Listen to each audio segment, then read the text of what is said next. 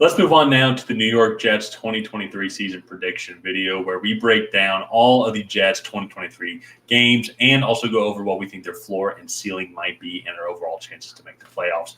But before we do that, if you have not already, smash that subscribe button and also ring the bell to get notified whenever we create new content. We have a goal of getting to 2,000 subs by the start of the 2023 NFL season, which means a bunch more content will be coming out between now and September 7th, including a season prediction video for every single NFL team.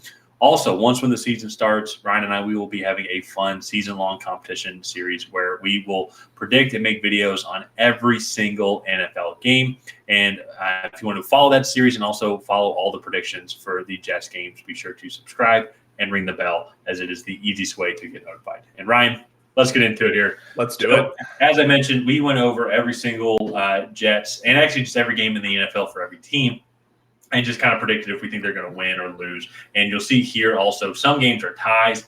And for the Jets, there's several of them. And these ties kind of indicate really on games we think are going to be close to watch and key indicators on if the Jets will win the division or be a true playoff team or be like on the playoff bubble when it comes December and January.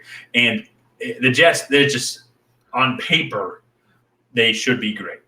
But also, though, too, Aaron Rodgers is 40. He's coming into a situation with a weaker offensive line, but a great defense. And if this defense can still stay top 5, I really like their chances because they just need Aaron Rodgers to not be Russell Wilson. And so I think that he's better than that. I think the situation that that he's coming into with skill position players is better. Like Garrett Wilson's already a bona fide stud. I think Garrett Wilson's going to get along great.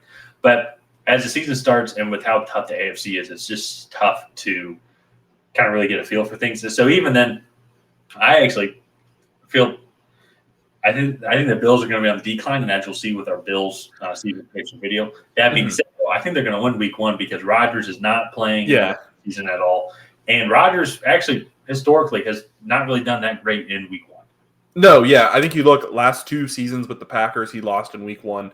Also, he lost to like a really bad Saints team in Week 1. Well, that's what it's not just that he lost. It's how they lose. Where they just look like it looks like another preseason game for them. Yeah. But then they have to just kind of fight through all the errors.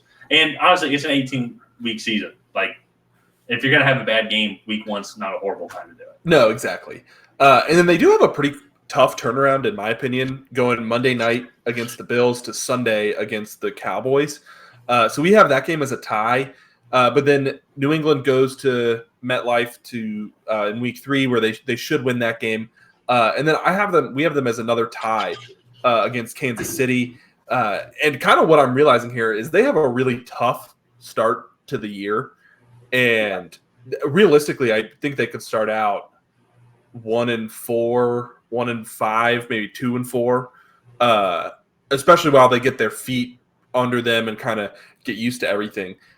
One thing that I do want to point out, this offensive line is really weak, so they could struggle against teams that have a really good pass rush. And last year, 3 of the top 5 pass rushes were Dallas, New England, and Philadelphia, all of which they play in the first 6 weeks. Yeah. And let's not forget, too, also the Broncos' defense is no slouch. No, exactly. Either. Honestly, and then it's funny to say that. The only reason why the Chiefs game, I think, is kind of up for grabs is because they probably actually have the weakest defense. Of all those teams. And so it'll be interesting to see how they watch it and how they develop. But as we kind of go on throughout the season, they have the bye in Week 7. And then they play a tough game. If you want to scroll down there a little bit. Then they have the battle of the New Jersey teams. And so that one I think is going to be close. I think the Giants are going to be stinky good. Chargers are also really good. But from here, though, I think this is where they really start to pick up their overall. I think that they're better than the Bills in general now, also with Rodgers. But now that they've had half a season to get used to everything, I think they're better than the Raiders, better than the Bills. They match up really well against the Dolphins. I think they match up well against the Falcons as well.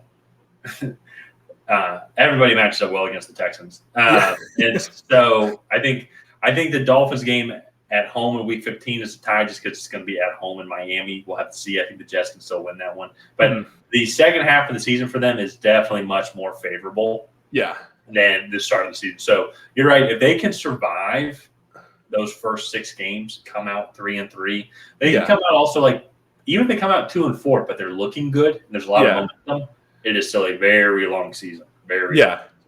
Yeah, and it's just kind of weathering the storm, and then getting into this stretch where they Raiders, Bills, Dolphins, Falcons, Texans, Dolphins, even like the Commanders, I think they match up pretty well against, and the Browns.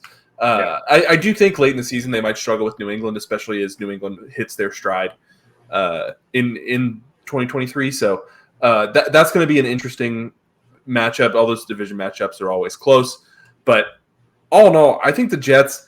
I think worst case scenario, they're a fringe playoff team, and I know that's kind of what they were last year. But I think at this time they would probably make the playoffs, be a 6 or 7 seed at 9-8, 10-7, kind of around there. Well, and that's what did we say what the record is? The record that we have for them is 9-3-5, and that kind of is that range of 9-8, as you mentioned, to then really I guess 14-3, and so that's a wide range, but it's a lot of question marks, a lot of good questions. Yeah. This is definitely the most volatile team that we've kind of predicted throughout this process, just because new offensive coordinator Nathaniel Hackett, his last coaching job didn't go so well. Aaron Rodgers is coming off the worst season of his career, and while those two guys, the last time they were together, Aaron Rodgers had an MVP season. That's not always guaranteed to repeat itself, especially when quarterbacks hit the proverbial cliff at the age of 40. So. Well, I also think, too, everyone has Russell Wilson syndrome, where it's like veteran QB goes to a new franchise. Like, I think that everyone's hesitant to say, like, they're Super Bowl champions.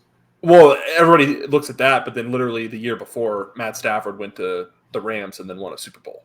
So, like, that's true also. Yeah. So, like, it's a boom or bust move, I guess, when you acquire one of those quarterbacks like that. In that scenario, though, the Rams were in the Super Bowl like 2 seasons before that when they made that is true. So that's a little bit different. So Drew Lock was never taking the Broncos to the Super Bowl, or Zach Wilson, the Jets. I was never going to the Super Bowl. Yeah. Drew Lock probably is better than Zach Wilson, though. I will say that. That's fair. But hot take. Anyways, battle of the backups there. Anyways, let's move on. Let's wrap up this video. If you guys have not already, please go ahead and like and subscribe. And while you're down there, leave a comment on what you think the Jets record is going to be in 2023. And other than that, we will see you guys next time.